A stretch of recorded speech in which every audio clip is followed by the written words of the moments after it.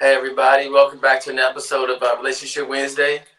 I got my brother Mike here to actually lead the podcast for the next couple of days. He's going to have I have the privilege of being, interviewed by him because we're going to be talking about how to be thankful in hard times. And so I felt like just changing up a little bit. I do plan on having a couple of other, guests on and so on and so forth, but we just really want to talk about how do we process when things get hard? How do we process life and stay positive when things get crazy? So we really want to be able to, talk about those things because those things play a big part in, how we work through everyday life situations and stuff like that. And one thing I've learned is that most of our hurts don't come from jobs, computers, AI systems. It comes from people and how we relate to people, whether it be family, friends, parents, relatives, wherever it may be. It always comes from those places, and a lot of times the enemy loves to hold us captive. So, and so sometimes just want to take some time for us to be able to hear, and hopefully, again, I always believe the word of God is the final thought on everything, but sometimes it's always good to hear other people's perspective, like how did the word help them move through, every day, because understand that thank God for the Holy Ghost and thank God for good services, but we know we can't live there. We got to live in the everyday minutiae sometimes of life and the back and forths and the communications and the arguments and agreements and disagreements, and it's like, how do we work through that? So hopefully my perspective, my story, or however it comes out, can be helpful to somebody. So I'm gonna turn it over to my brother Mike, and you can take it from there. All right, you on the mic with Mike. You know what I'm saying? No, that's good. My question though, before we get going, how deep you want to go? Well, I feel like we can go. It doesn't really matter. It's just all in. I guess whatever you want to ask, it doesn't matter. So as long as my main thing is we want to, as long as you help somebody, that's all that really matters. Yeah, that's good. So I'm gonna start here. I'm gonna start with your story, how you dealt with it, and then there were some parents that I spoke with this week, and I'm hoping I can share this with them, and we can dive into how they deal with the pain. Right. So.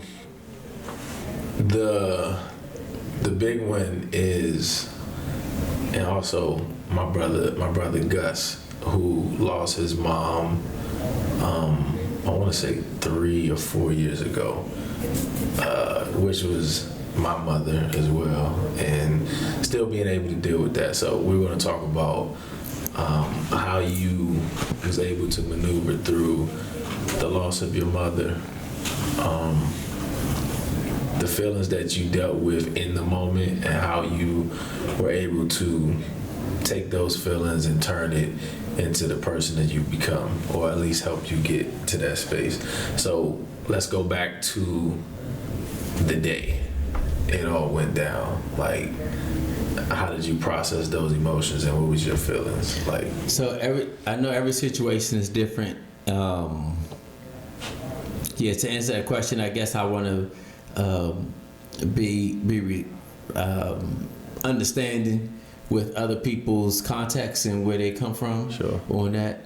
So like with me, my mother, she had a conversation with me about she going on. So I actually had like a couple of weeks already prepared. Yeah. Okay. Because she said, I've done all I can do. I don't see myself coming out of this. So I'm going on. So I had a conversation like how I'm going to, and so she just told me that you got purpose and plan for your life, and you got to move forward, and and just be there for, just stay. Basically, main thing is just fulfill your plan and purpose. Like in other words, I need you to do what God called you to do. Like she said that's her main prayer for me. Yeah. And then she was saying, be there.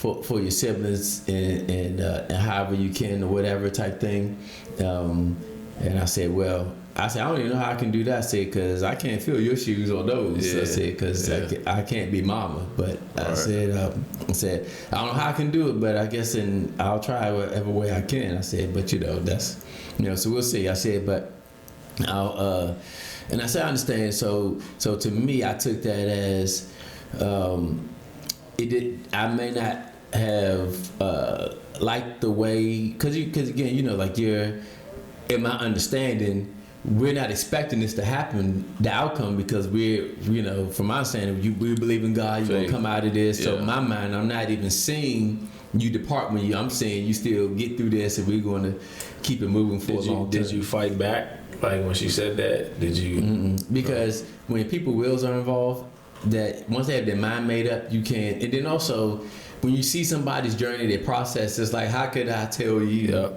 to not give up when I'm seeing you, like she's taking pain medicines and she's still in pain. And so, but the thing was so crazy was that right after that happened, meaning that conversation, her body deteriorated quick. It was like once she made the decision, her body just let go. It was crazy. Meaning that she was like, wow, how strong the will can be. Yeah. Once she made an agreement that she going on, I can't even explain to you how fast. Meaning that she was. Yes, you could tell that the sickness was working on it, but she still looked healthy though. Like like could still get up. Right. She went from there to skin and bones, like where lost all weight, where the only thing you saw was like skin and bones, and she her eyes turned gray, all that. And I saw all that, and I saw it, and then my dad went in there and told her, he said, it's okay, go on. She dropped a tear, and then the machine stopped, and I watched that whole thing. That's tough. So what's because that's hard. Like just even for me to like put myself in your shoes. Because like the relationship I got with my mom. So I understand from a son's standpoint, how long did it take for you to like come to grips with like my mom is no longer here, dog? It worked different for everybody. So I had 2 hard cries. It was because she passed in September, and I was so busy trying to be there for my dad and the ministry and everybody. Yeah. So so March of the next year. So September '99, I forgot which date Pacific, but March of that next year, that's when it hit me, and it had my tears. Didn't shed any tears the day of the funeral. If I did, I don't remember. Right. But I don't really remember that, so I don't know if I did. But I don't think I did. If I did, did you take something? Did you take? Would they be giving people little pills to kind of? No, I ain't take no pills, nothing like that. But it was that March, and then it was one other time when we were. Still in 110, I was in my mother's office, and just the times or whatever. But the thing was that all of the times of wishing she was here, or like I said, all that stuff hit one time. Yeah. So those are the only 2 times. Outside of that, it's been fine. And the reason being, and I guess so. Here's my thought process on that. So this is what I did. I guess that helped me out because again, I think everybody is different or whatever. Mm-hmm. So everybody doesn't, but I do believe that people go to heaven and stuff like that. Mm-hmm. So I've read different people's experiences about how life is in heaven and stuff like that. I said, oh well, she living the best time of her life. Like she doing amazing. Yeah. So I said it doesn't benefit her. Me sitting here being sad. Sure. So I said, well, how do I be able to accept the fact that she's not here and be able to move on? So that was the question I had to ask myself. How do I accept the fact that she's gone and that I move on? So I said, well, the first thing that's when I realized, I said that she was going to go, even if it was older age. Sure. I said, so I had to just deal with the idea that we just felt like it was too soon. Right. It just wasn't what we expected. But so in other words, my mind just had to move forward sooner than I would like to. So meaning that I still had to go through that process anyway. So I might as well just move my mind forward and not get stuck there because of something that was going to happen anyway. Yeah, but to most people, like you always talk about, it's that it happened too fast, which makes it hurt more. Like we had more time. Right, that's what I'm saying. That's why I open up with the context. Everybody's, But so all right, cool. So how do you talk to the person? Like I'm just a good friend of mine, right? And I think it's 4 years removed, 3 or 4 years removed. How do you talk to the person who's not willing to let go? Yeah, in my mind, there's nothing you can do because it's like you're choosing to hold on. Yeah. And it's like there's nothing I can do to help you until you're ready to let go. So for me, is there damage in that? Like, can that be damaging? It can, because you're kind of stuck in a season that you can never relive. So it's almost like you're in a kind of a tormented state in a sense, because now you're trying to hold on to someone you can't hold on to no more. Right. So it's like, see, and that's what I'm saying. See, that's what I mean by, okay, so now you have the two sides. See, me, when I saying I did the study of heaven or whatever, I had to look at it from heaven's perspective, not man's perspective. Yeah. See, and that's the difference where I feel like, I was telling Michelle this, for those who don't know, that's my wife, Michelle. I was talking to her, I said, people do it, but I said, I don't know how you get through this life without God. Right. I said, I don't even know how I would be in my mental state, with the things and situations I had to deal with without God. I felt like, I don't know. I probably smoking a pack of cigarettes every day, or smoking weed or something every day.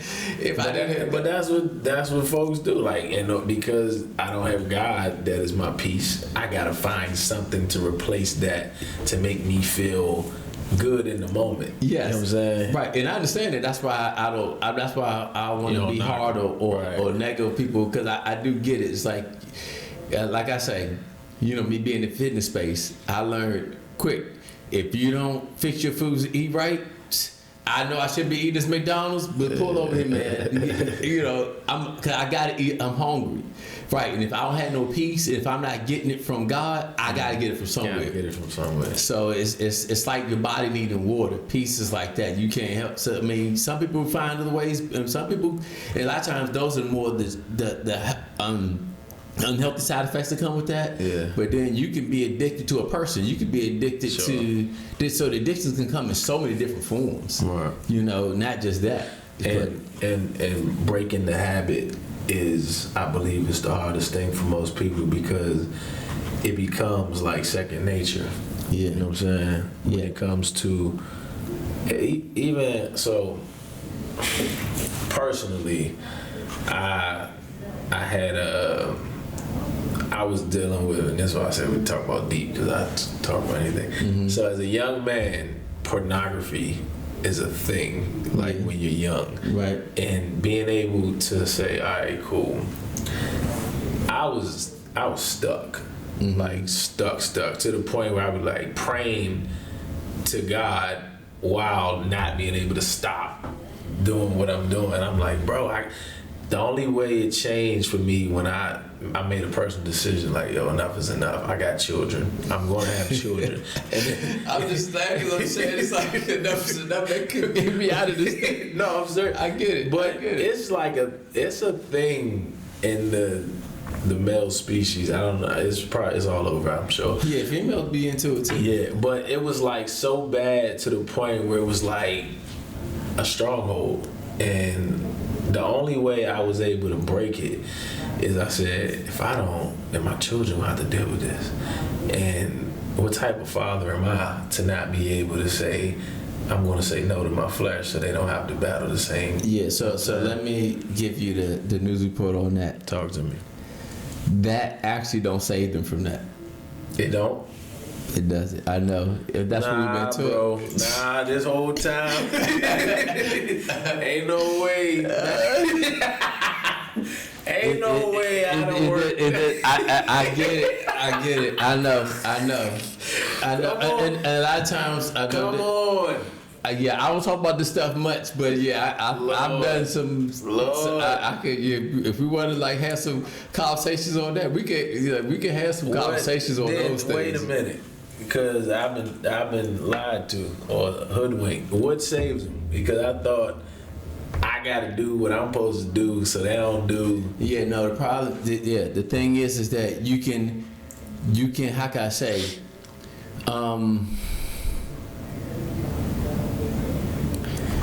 Freedom, true freedom comes when the want-to is gone. Okay. But if I'm keeping the behavior under wraps, but I still want to, the issue is still there. I got you. So that issue is still trafficked to the kids, even though I put a wrap on, and in other words, I muzzle the behavior. Yeah. That the need wants, but because the need is still there, it can still traffic in the family because I never dealt with what drove it. I only just muffled the behavior. Yeah. And a lot of times that's what I found. I've talked to a lot of guys because I've had to go through that. But I guess I've been in the world of pornography as far as watching, but at the same time, there were moments. But the thing I learned when I did the study on it, it was I had to find out. See, pornography is always the symptom. It's never the root. Sure. But a lot of people treat pornography like it's the root. So if I break pornography, then I break the root. But the problem is, if I never got the root, then the symptoms can show up in my kids in their lives in their season because the root is still there. And so a lot of times they say is that number one, yes, we have hormones and we're driven. Like we have just by men by nature, we have that pull there. So we have to know how to manage that, right? So then they say is that the reason why men, a lot of guys, the allure of pornography is that it's an ability to operate in a fantasy without the fear of rejection. Oh. Okay. So it's basically. I'm able to take my mind to a place and be able to operate at a level where I can get what I want because it gives me some, I guess, AI version of validation without feeling a rejection. Or judgment. A judgment, yes. Yeah. So basically, at my core, I'm still looking for validation. I never fixed that, but what I'm going to do is I'll never let this run this anymore, but the validation is still needed. So the root is knowing that you're validated not by things but by the source. Yeah, and that's right. A lot of times, I fixed it. Cool. Yeah. So, right. So but once they get that, then that don't have to rule them. Right. Because now the root has been fixed. So, and this is taking a turn a little bit, but as a parent, it is our responsibility to be that kind of validation in the physical for them until they're able to understand that. Yeah, so this is what Jesus says, such as I have, I give. So what do apples give? Inside, when you open up an apple, what's inside of an apple? Seeds. Right. So I can only give what I have. Ooh. So if I never felt that, I can't plant seeds about. In other words, I'm gonna make you feel validated, but I never did. I can't give you seed I don't have. Yeah. So that's the reason why back to knowing God. So just So for me, and that's why I really believe. Just back to what we're talking about in the construct, that right there. Allowing God to help me with those things is what allowed me to process my mother and all those things. And because in other words, and that's why I feel like where the problem is with religion versus relationship. Religion says, let me cut pornography out. Let me change these behaviors. God is saying, let me fix the thing that drove you to that. Yeah. Yeah. Let me fix the validation. Let me fix that you're valued. Let me fix the fact that you're loved. Let me fix that you're good enough. Let me fix that. Then therefore, even though it may still be a temptation, but it don't rule me, because I don't need it like I needed it before to fix a spiritual issue in my soul. Yeah. So the stronghold isn't the thing; it's the root of the thing. Yes. See, because a lot of times, for example, because think about it, what do mothers give, like good mothers? Unconditional love. And a lot of times, it's like, once that's gone, who's going to give me this unconditional love? So it wasn't about the mother. It was about, this was the only person that let me know that no matter what I did, I'm always loved. Right. That's the part that hurts. Right. It's not that you're gone, it's what you gave me emotionally. And did you have moments of trying to like replace it? I tried to see who could, but it made me go to God more to figure out how do I allow Him to do that. Because I was thinking, like, were you looking to Sister Michelle to like, all right, now you gotta step up? Or Yeah, I did in the beginning, but I was blind to it. Yeah. But it took certain things and certain feelings coming up. I'm like, why am I getting mad at you over this? Then I realized, okay, I'm putting a healthy, what's the word?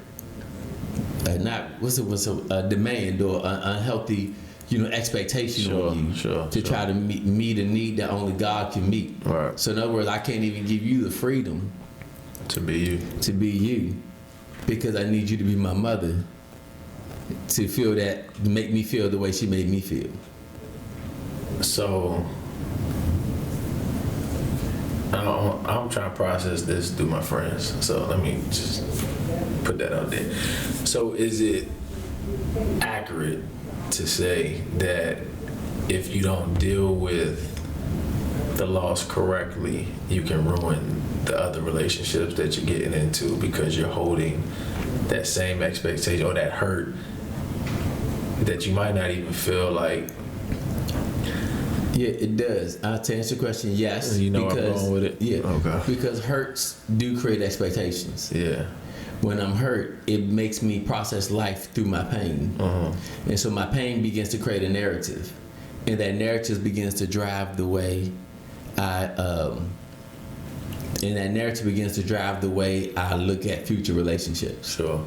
So in other words, it meaning that once you hurt me, that hurt now, because you became my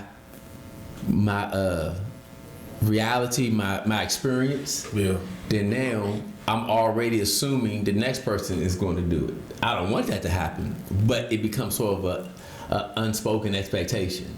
So now what I'm going to go do, I'm going to make sure that you don't hurt me. So I'm going to go into it a different kind of way to make sure what I felt in the last relationship don't happen in this one. So my hurts are driving my future situations. So for the individual who has lost a parent, a child, someone, a spouse, how can they deal with that loss